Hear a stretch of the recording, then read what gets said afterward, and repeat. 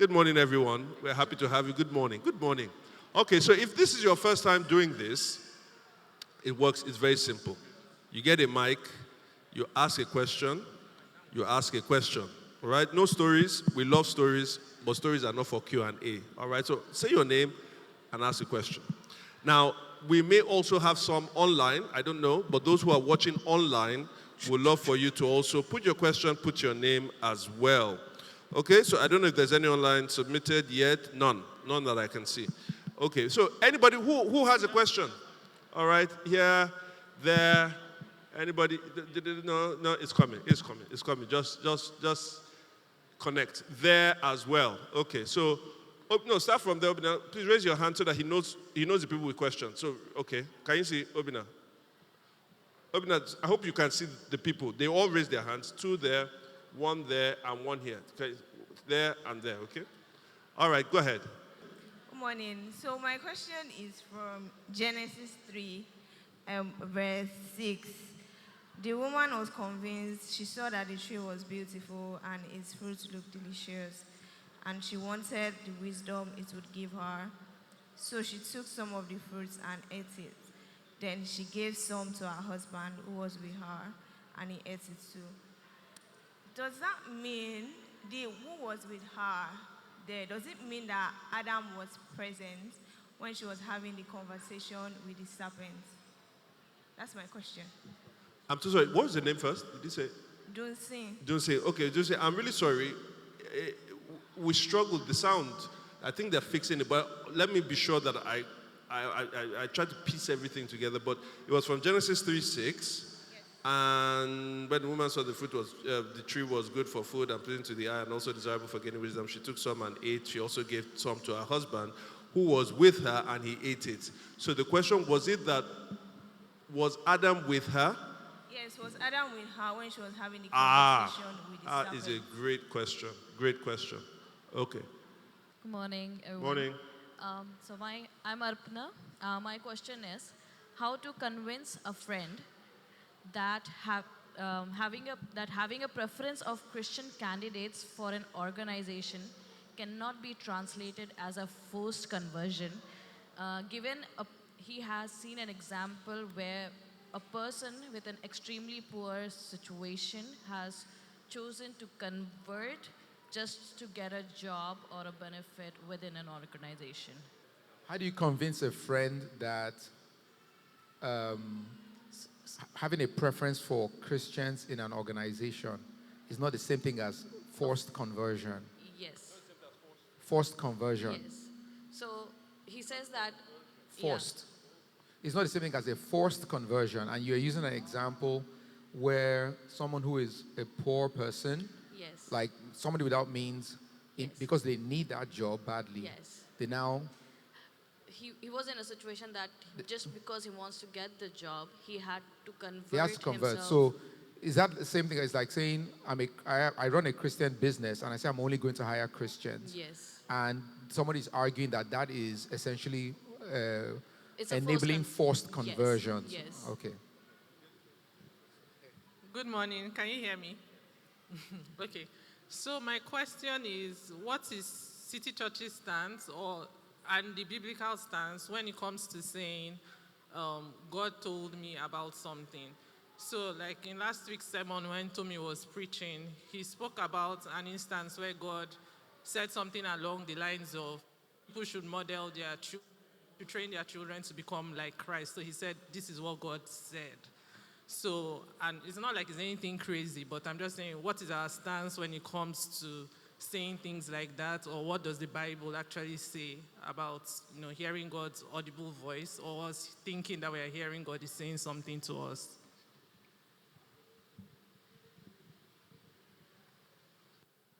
Hi, my name is Amaka. So, yes, last week I was reading the book of Genesis, and I stumbled upon the Cain and Abel's story. I'm a bit confused about the issue of favoritism when it comes to God, because the Bible says was it Cain have I hated? Abel, yes. So why is that? Like, why did God hate Cain? Like, what was the reason for that? Yeah. Good morning. My name is Collins. My question is all about the Adam and Eve scenario. From my teachings, from my past teachings, I heard that God knows everything before it happens and before it all happens. So about Eve eating the forbidden fruit, I believe God knows that they are going to disobey. So why did they allow them to disobey? Why did they allow them to eat the fruit when He knows all things before it happens? Good morning, everybody. My name is Stanley. I've been coming to the City Church for like a few weeks, and I have a question. I've never heard people speak in tongues in church. So I want to know your stance on it, on speaking in tongues.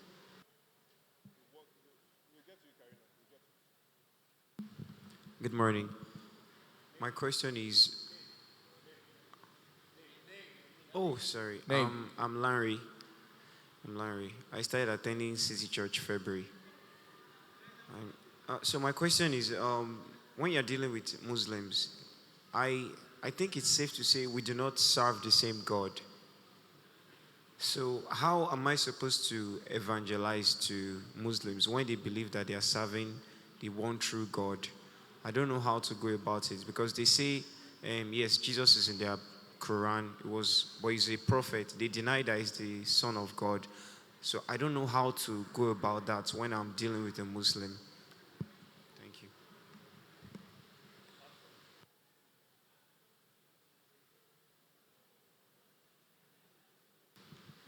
Hello, everyone. My name is Karina.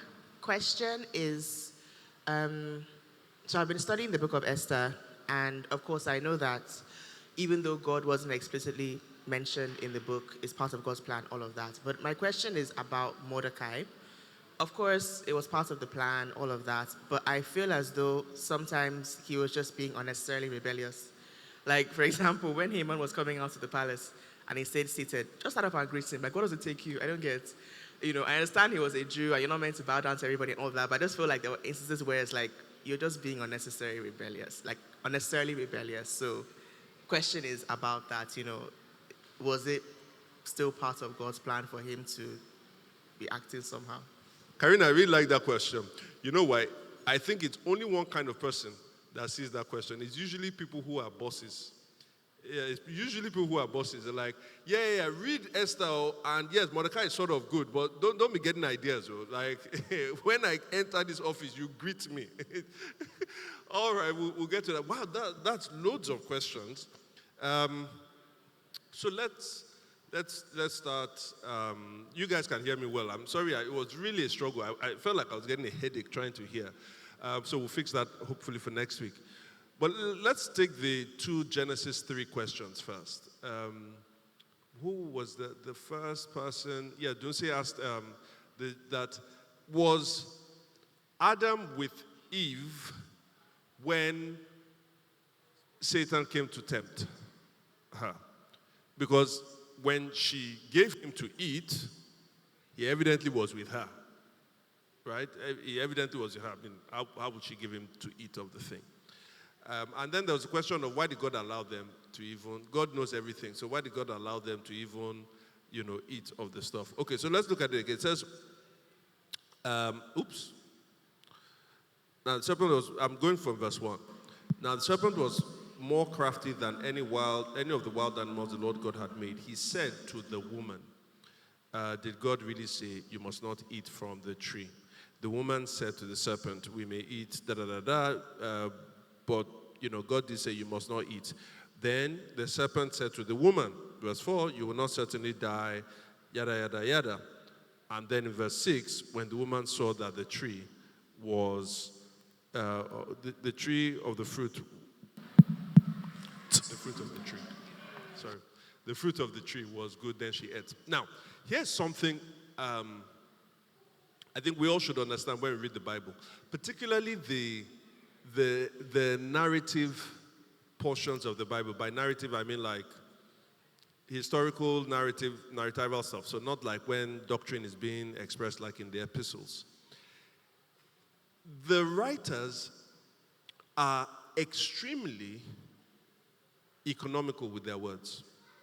Now, anybody who has written or read any fictional kind of thing, you know that you have to be economical with your words. You can't be overly verbose, or else no one is going to read what is there. But particularly if you're someone that is narrating history, you're going to have to focus in on a particular point of history. You have to be able to share experiences that happen maybe over hours. Those conversations you have to put in very bite-sized forms. That's just the way reporting happens.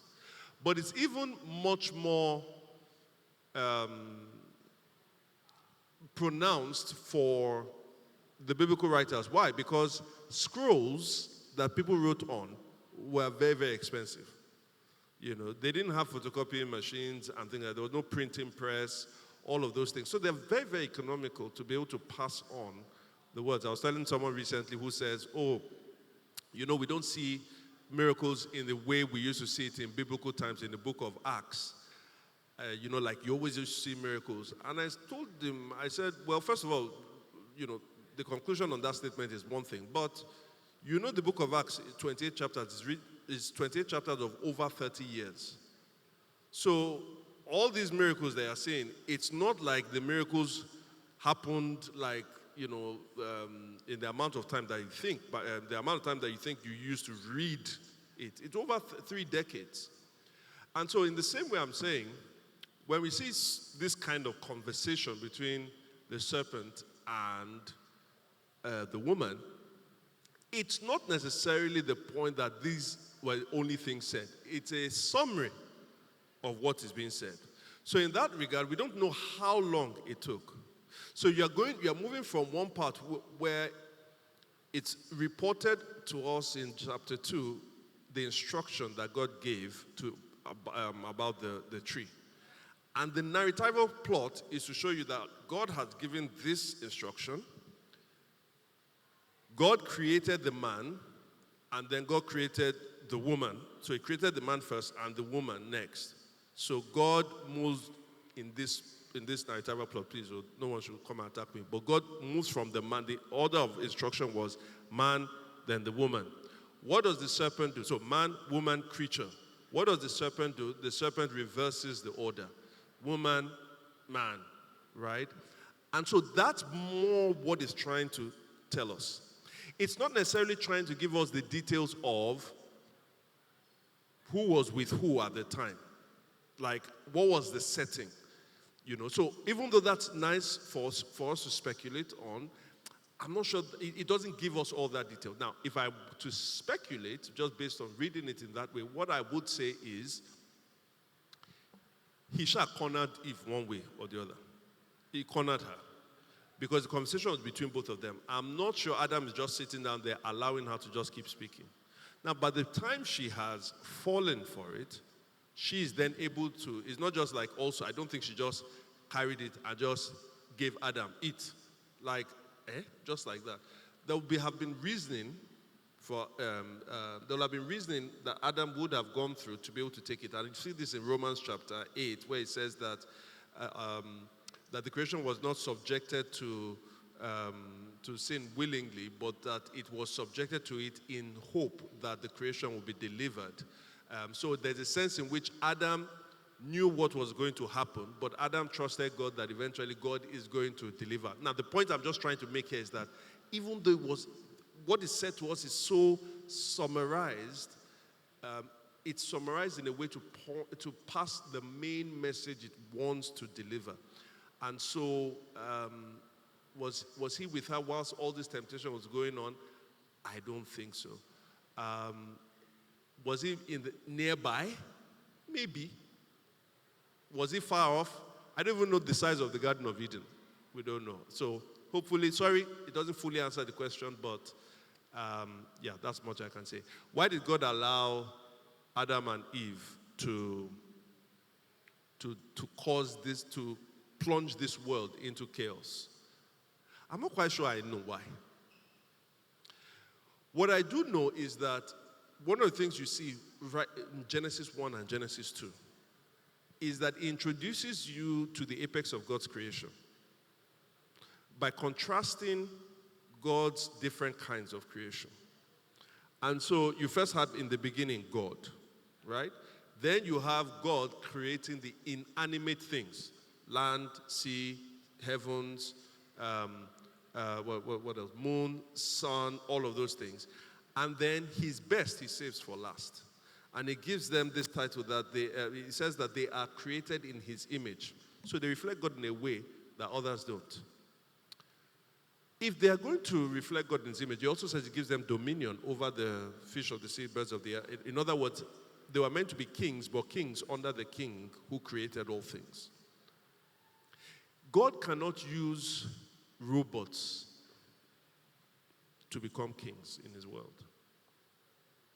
And robots are the ones where every single thing about them is controlled. It's literally controlled. So what you've realized is that the ones who are going to be created in the image of God, there's a certain level of freedom to decide that God gives to them. He says, all these trees you can eat from, this one don't eat from. God gives them that choice to be able to make that. Why? Because in stewarding the rulership of his creation, he expects them to make wise choices.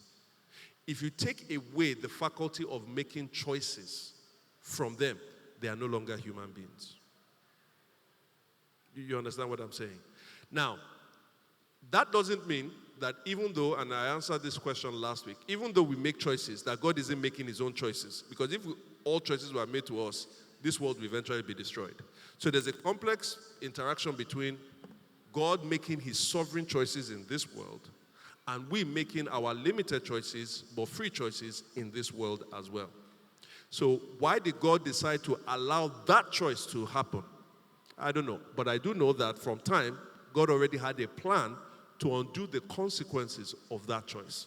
Because it says in Revelation 13 verse 8, the Lamb was slain before the foundation of the world. So the solution through Jesus was already there before Adam and Eve had actually fallen. Make sense? All right.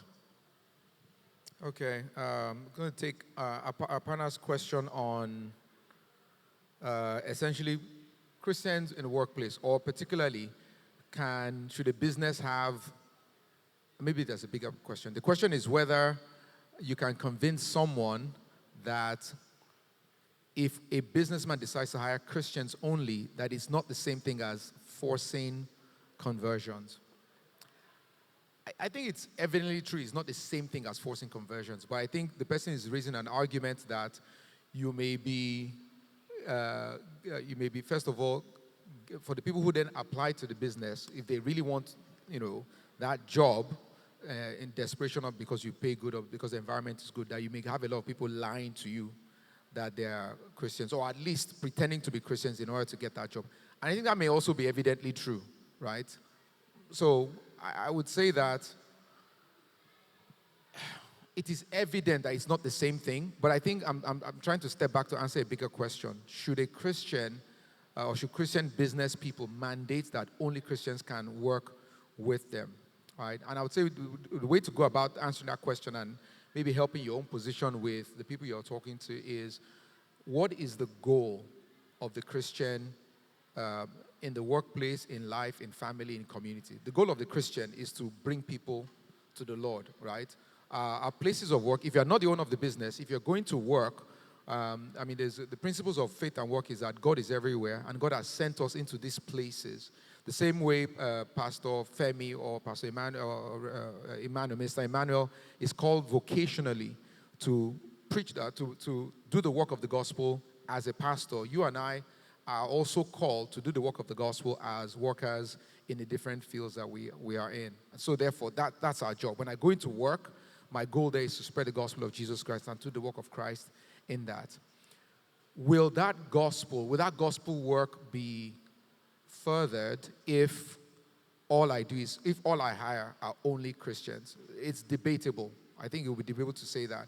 However, there are lots of people and lots of businesses who say, we run our business on the principles of Christianity, and anybody we hire has to adapt to those principles. So you have, what's the Chick-fil-A is a famous example in the way they run their business. They observe the Sabbath on Sundays, the way they treat their staff and all that fairness, justice is embedded in their principles. So there are some Christians that will tell you that it's better that I will bring my Christian principles to the workplace. I will encourage professionalism and all those things from the heart of the Bible, and I will use that opportunity to minister to people who come on board. That way, I am happy to embrace people who are competent, who are skilled, because I need that for them to do the work, but who are also from diverse backgrounds. And my hope is that I will reach them with the power of the gospel in the way we practice, in the way we mentor, in the way we promote, and the examples that will show that we're trying to bring them into the gospel. I think that's a bit of a better approach. Now, in the secondary consideration is that in most countries, it may be even illegal to do that, to say, I can only hire people from Ijebu now, or to only hire people who are Christians, right? You may get away with it, but afterwards, people will notice, and even if the law doesn't come for you, I think your reputation in the marketplace will suffer, right? Not many people know this. That many years ago, maybe still is, a lot of companies or banks, they would say, that bank, all their MD, the shareholders, and everybody, all their management team are from the Southwest or from the Southeast. And therefore, I know I can't flourish there. That's a problem.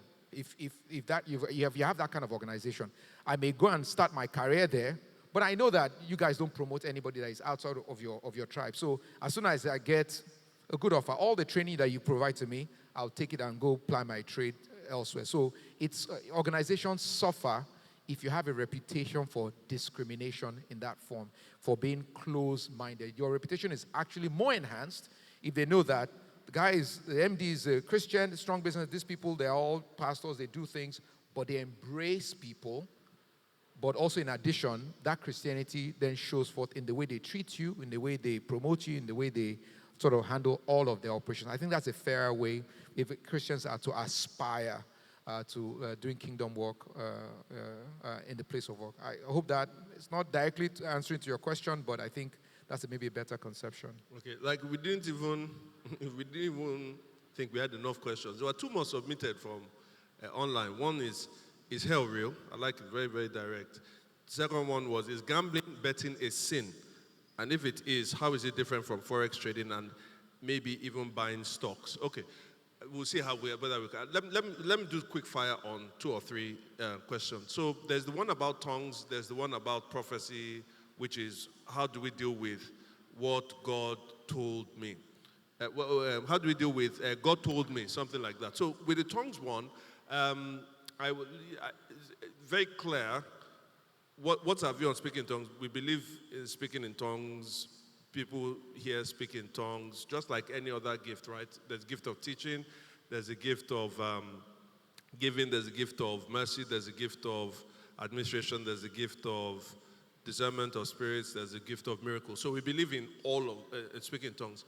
We also do believe in administering those gifts properly and biblically. So somebody that has the gift of teaching, you can have the gift of teaching, but that doesn't mean that you don't study properly and you don't follow rules of communication. So you're meant to steward it well, because someone who has the gift of teaching can actually ramble, right? And so you have to be able to do it well. Every gift has its way of being operated. So if you read 1 Corinthians 14, the gift of prophecy and gift of tongues, Paul keeps emphasizing, let them be used, but let them be used in order. There's a way they can be done in disorder.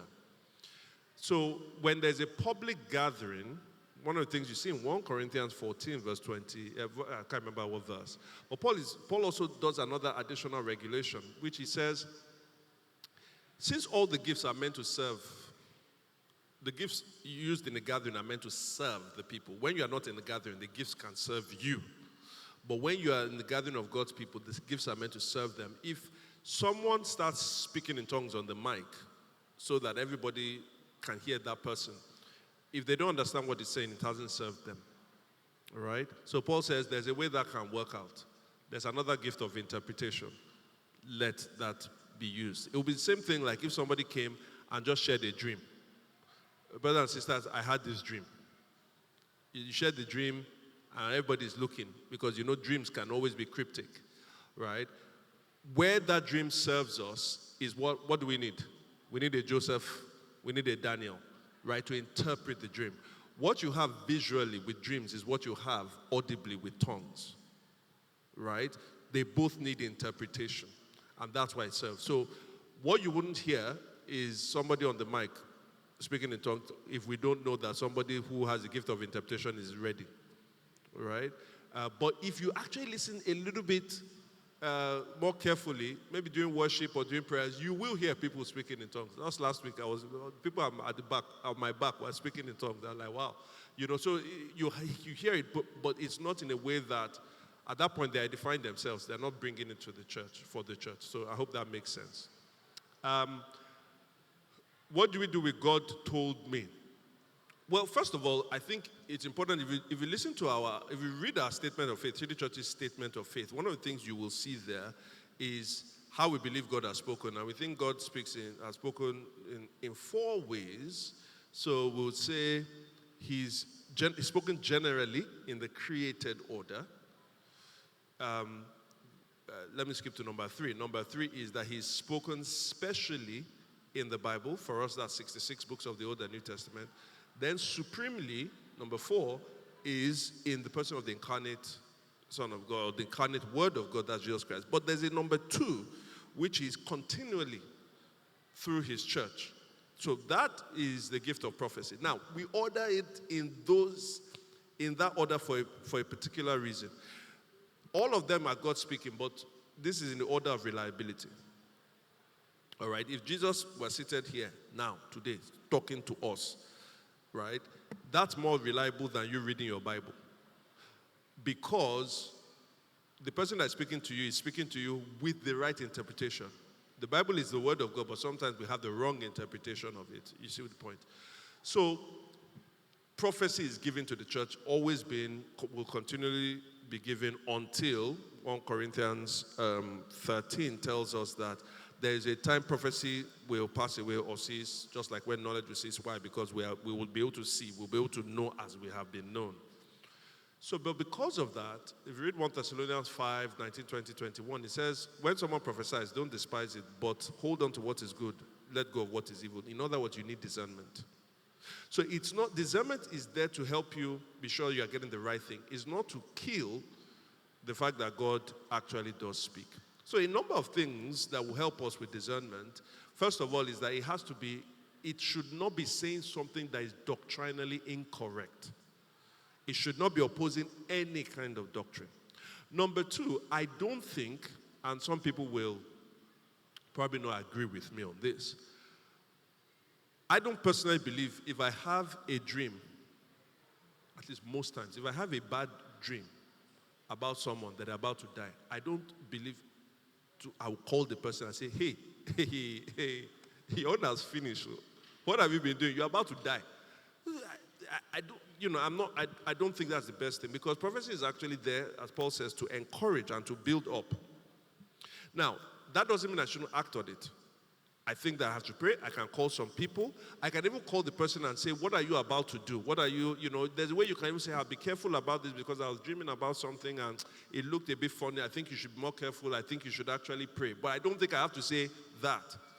Because also, one of the things we find about prophecies and things like that, as with Hezekiah, is that you can pray against it. Sometimes the prophecy comes to warn you, not necessarily to doom you. So it cannot be doctrinally incorrect. It's there to encourage and to build up. But also sometimes you have to wait for some of which, when somebody says, when the prophecy is predictive of the future, you just wait to see it.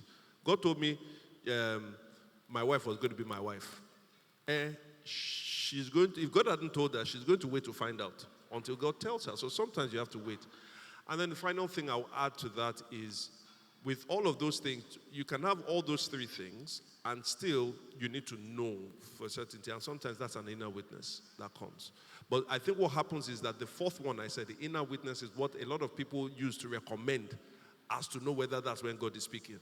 So I heard this thing, my spirit agreed with it. Okay, but quite often, sometimes our spirit agrees with what the Bible disagrees with. So it doesn't mean it's of God. So with Tommy's own, I think there was a certain even level of the prediction came to pass, something I can't quite remember fully. So that's how I'll handle that one. Okay. Quick one on evangelizing Muslims. I know PF has something to say on this, but I'll just say what I can quickly. So one of the beautiful things about, when you're talking with a Muslim who says, oh, we believe in the same God, it shows they're trying to have some affinity with you and avoid that evangelism process. The thing is, while the Quran affirms Jesus is, they call him a prophet, they affirm his miracles and his abilities, but the reason why you hear them say we serve the same God is because they are discounting the person of Jesus Christ as God, if you know what I mean. Because we're on the surface, we're both monotheistic religions, but if you bring to them the understanding of Jesus as God, Son of God and God, that will end that whole affinity, so to speak. So if you are trying to show them the heart of the gospel, when a Muslim tells you that we serve the same God, you can say, hey, on the surface of it, you guys we both believe in one God, but we believe in the Trinity. And the concept of the Trinity is that the Son of God who died for it is also God. And so when you start talking about Father, Son, and Holy Spirit, I think you will begin to actually show them not just the heart of the gospel.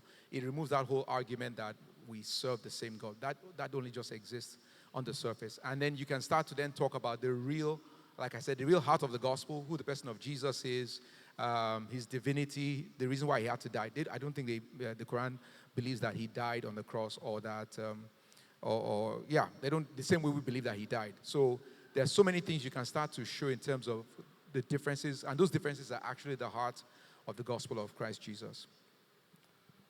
Yeah, yes, I agree. Yeah, the Quran does not believe Jesus died anyway, so there's even no basis for resurrection.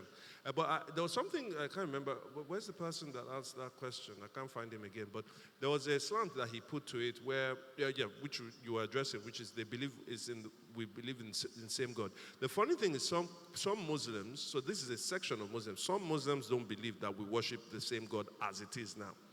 They believe we worship the same God if we are understanding that the aspects of the Bible that we have taken, the aspects of the Bible that we've taken to be God's word, that say Jesus is also God, Jesus died and rose again, as long as we believe that all those things are corrupt, as long as we believe all those things are corrupt and our faith is mediated through that, then that God is the same God.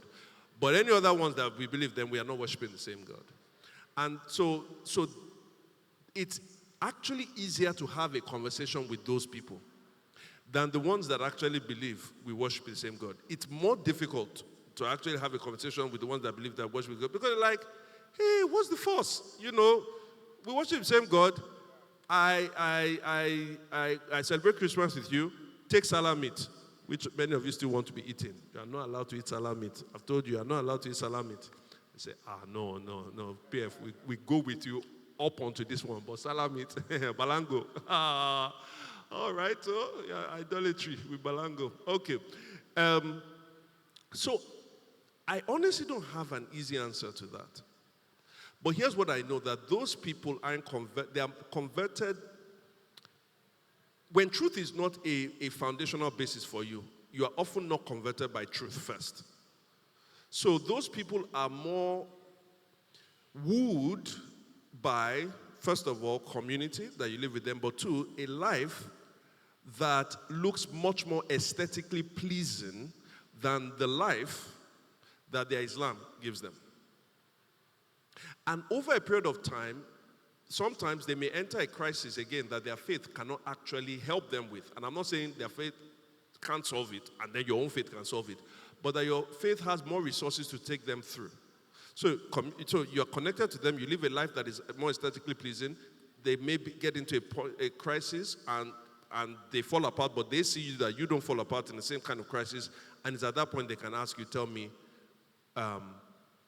about your God. Now, sometimes you actually may do step 1 and 2. Somebody else may do step 3. Another person may do step 4. So what is the one thing you can always do? You have somebody you love, you want to see them converted, continually be praying for them, right, in that place. Okay, let's do the last 3, and I'm serious, I'll do quick fire. Mordecai, again, if you belong to the proletariat, Karina does not like you. Don't be rebellious, all right? See, Karina, don't worry. it makes me nervous as well because I have a lot of staff under me that and they read the Bible. They read the Bible and they'll be checking Mordecai out. Let me say this about the book of Esther. One of these days we'll do the book of Esther. It's a fascinating book, beautiful book. I think it is the book of it is maybe after Revelation and maybe Song of Solomon. It's actually probably the book of the Bible that is probably most misunderstood in terms of what it's recommending. So, for instance, when I was growing up, Vashti was a baddie. Esther was good. Read that story again. The person that makes us want to think that Vashti was a baddie was a king, an uncontrollable king who had anger. He couldn't control his anger. But also his courtiers. He said, see, Oga, banish this baby, because if you don't banish this baby, the problem is not for you alone. It's for all of us. If our wives hear what, we'll have rebellion in the land. So these were a couple of insecure men, right, who had power, and yet they feared the power of women. They should fear the power of woman. That one is legitimate, okay? So Vashti was already bad. Second, that isn't great is that when we think about women and female role models in the Bible, we say Esther. I'm like, Esther? Look, come again. No? Now, there is a part when you start reading from Esther chapter 4, when she says, if I perish, I perish. That part, yes. Esther 1, 2, 3 she's a bit, what can I say, morally suspect? Because I hope you guys know what's happening in Esther 1, 2. You know when they said that she's, doing a beauty, they call it beauty contest. When I was a child, I thought like a child, and I spoke like a child. It wasn't a beauty contest. They were being prepared for who was going to sleep with the king, and when they sleep with the king will say, this one, I like the way she satisfied me, let her now become my wife. That's what happened. She was joining she was part of a harem. Who put Esther in that situation? You guessed it. The guy who was looking after her because she didn't have father and mother. His name will happen to be Mordecai. I hope I'm not spoiling your Sunday school. And let me tell you something. This is partly why I cannot but be a Christian. Because Christianity doesn't offer you something that is so clean and so unrealistic. You know what the book of Esther is saying? Despite moral failures and moral, grayness and all that, God somehow is still going to work for the deliverance of his people. And that God does not have people who are totally 100% morally pure to be able to use. It's 1 Corinthians 1, right? He has taken the foolish things of this world to confound the wisdom of the wise. This in no way endorses the behavior of Esther and Mordecai at those places. It doesn't. That's why ultimately we get to Jesus. But it also ministers to you sometimes when you are in some of us don't want to come to church because you don't know what I did throughout this week. Let me tell you, this guy, I didn't have the best spiritual week this week. This morning I had to pray to God to help me to believe that I deserve to stand here. It's not all cut and clean.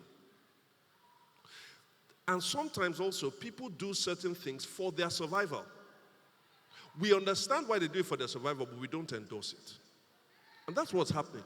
So even Mordecai actually being somewhat rebellious, because Mordecai would bow to the king. Bowing to Haman, when the king said, bow to Haman, was not going to be a problem. It wasn't like he wasn't sinning for not doing it. Yeah, it was a bit stuck up.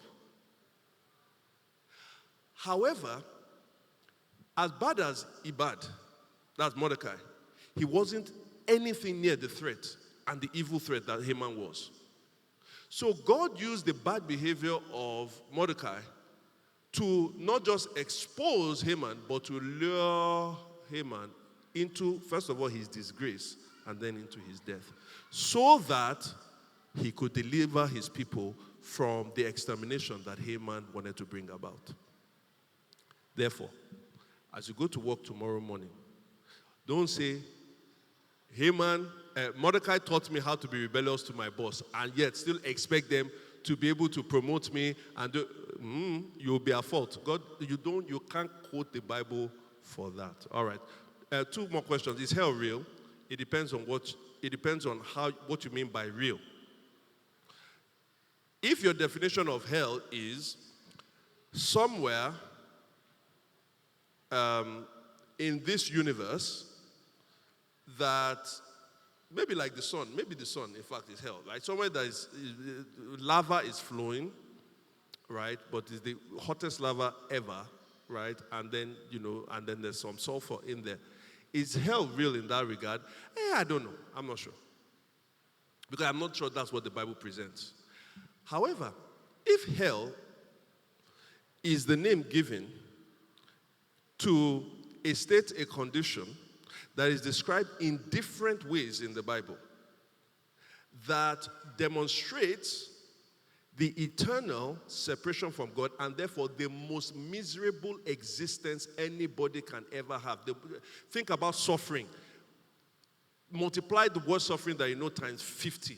You are not even close. If that's what you mean by hell, without us getting into location, this is what it looks like and everything,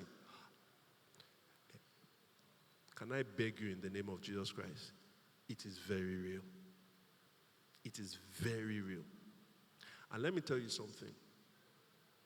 You don't want hell not to be real. Because if hell is not real, you will see something worse than hell in this life and in the life to come. If hell is not real, you can't have love. Did you hear what I said? If hell is not real, you can't have love. Hell is, if you like, the opposite of ultimate love.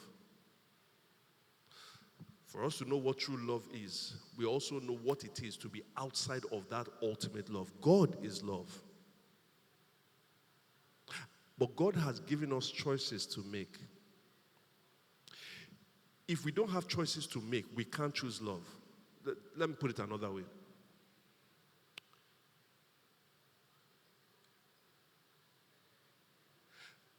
Muammar Gaddafi. You know Muammar Gaddafi? How many of us know Muammar Gaddafi? Muammar Gaddafi was former leader of Libya. At some point, a few decades into his leading, you know one of the things that he said? Libya had one of the best healthcare systems in the world, right? He used to give free food, a lot of free things. And yet he suffered a number of internal rebellions, which he obviously cracked down very well, and there was no free speech. He killed a couple of people that he didn't like. Right? It was a terrorist state, but he used to deal out a lot. You know what Muammar Gaddafi once said? After going out a crowd and seeing the people waving at him, and he knew it was a puppet show, you know what he said? How come they don't love me? You know why he said that? It's impossible to force love. It's impossible. You can't put a gun to the head of someone and say, love me or you die. Guess what the person will say? I love you. And you know immediately that that's not true. Because love is predicated on a free choice. I must choose. So God gives us a choice because there is something like love in him. But he causes us to choose him. Now here's the point. If we don't choose God, then we have not chosen love. And hell is that other thing that we've chosen. In other words, if choice and love have to dwell together, there has to be hell. If there is no hell, then there is no love. Does this make sense? Another thing, I'll put it in this way. God is ultimately love, and that's why God punishes in hell. And I've used it oftentimes over and over again in this illustration. I love my children. I love my children. Really, really love them. Whenever my children get bacteria and it's harming them, you know what I do? I take every resource that I have in this world to pour my wrath, to destroy the bacteria. Destroy. Why do I destroy? It's not I don't destroy despite love. I destroy because I have love. Revelation chapter 6 says that God will destroy all those who destroy the world that he created because God loves the world. But he gives us a choice that you don't have to go that way. So for whoever asks that, is hell real? It's not just that it's real. You want it to be real. We need it to be real. If it's not real, all the people in this world that we say, hey, wicked people, horrible people, many of them will escape justice in this world. Then at that point, what is the ultimate thing to do in this world? Just get the kind of power and resources that you can have that will enable you to escape justice. No. There's justice in this life and in the life to come. Okay, final one. Gambling. Did you want to say something about that? Just opening line. Oh. So I like giving opening lines and leaving PF to give the details.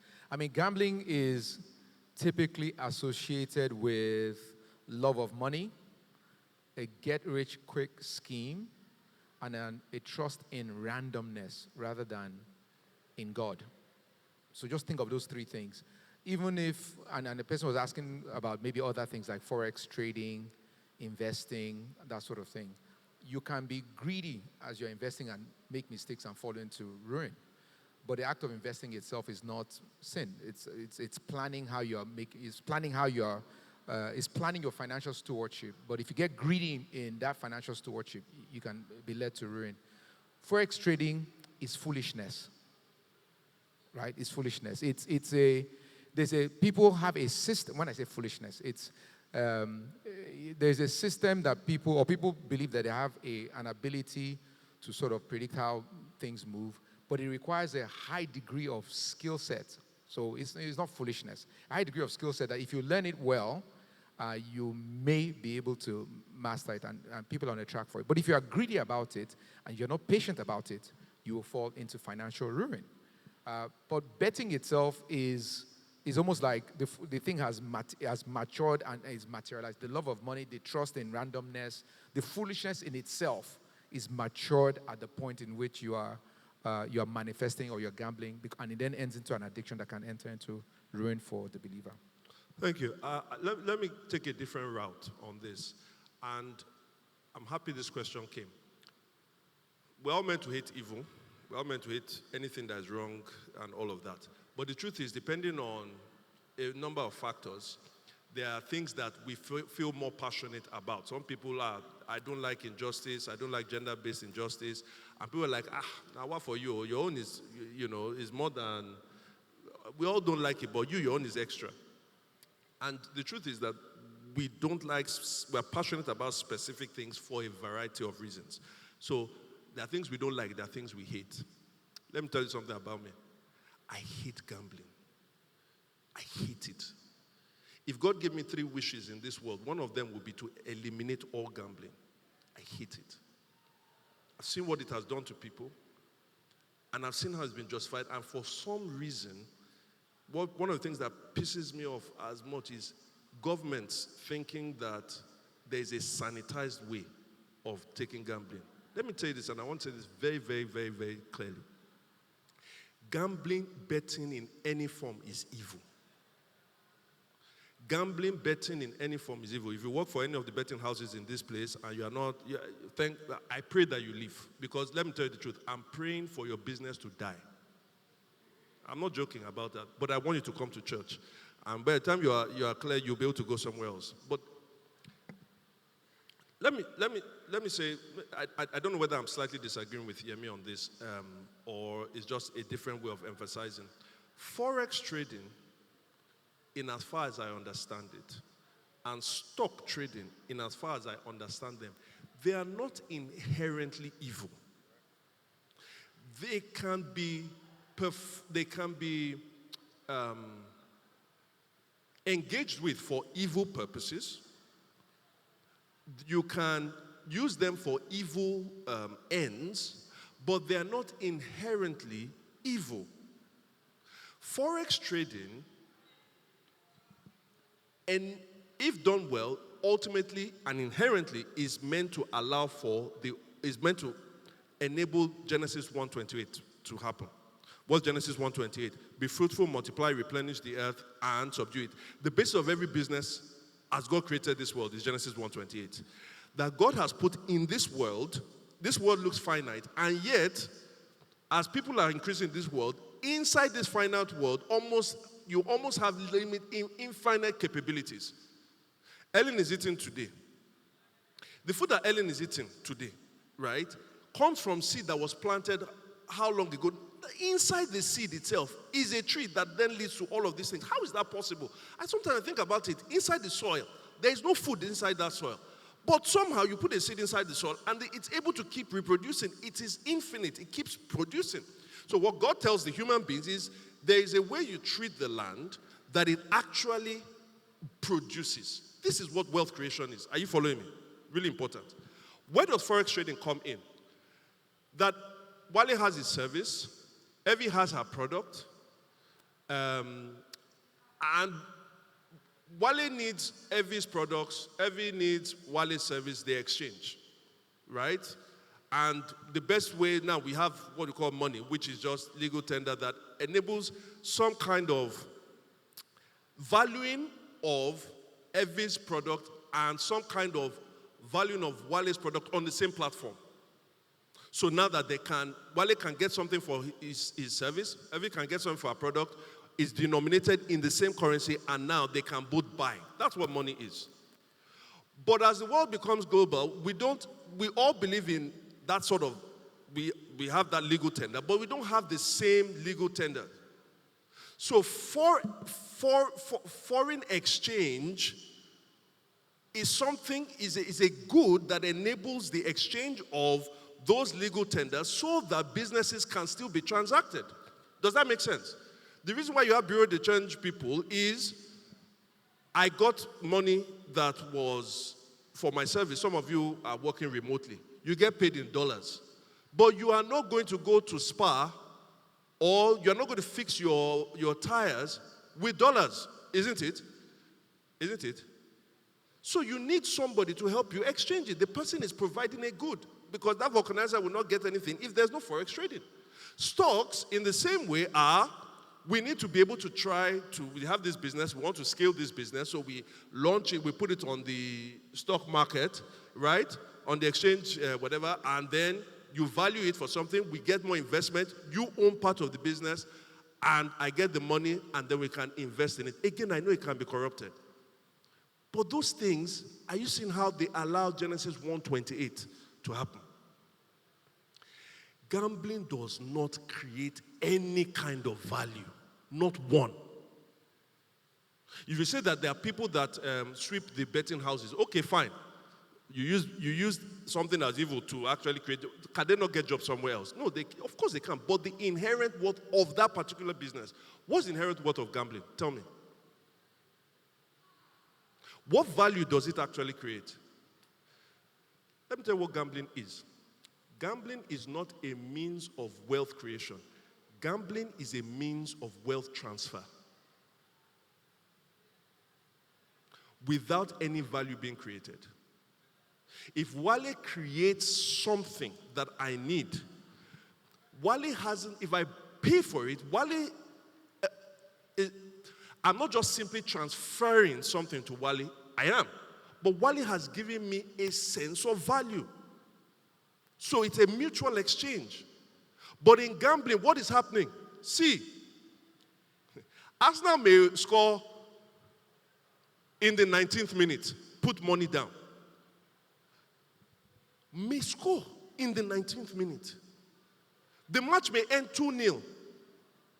What's the value in that? I'm already watching. Like the people playing the football, they are creating values, giving me entertainment. But your own, what is the value? You are making me transfer wealth to you on the basis of speculation. Nothing created. But it's worse. The same part of the brain that is made alive, right? When people are addicted to hard narcotics, is the same part of the brain that is made alive when people are addicted to gambling. Same part. Same thing with pornography as well. then just show you the real evilness of this gambling. Let me ask you, how many of you have driven past Glover Road in Ikoyi? Driven past some of those posh places in Ikoyi? How many betting houses do you see there? How many? If I take you to Ejigbo, right now, if I take you to Ejigbo, I can take you to a street. You won't see one. You can see 5, 6. And thereafter, you will now see banks that are there as well. You will see loan sharks that are there. It preys on the poor deliberately. I don't see many people who work hard, who are wealthy and rich, engage in gambling. Not many. I'm not talking about Las Vegas type. Even that one too is bad. But it actually deliberately preys on the poor. Why do you think gambling is most attached to not just any sport, football, but sports in particular, but football? Why?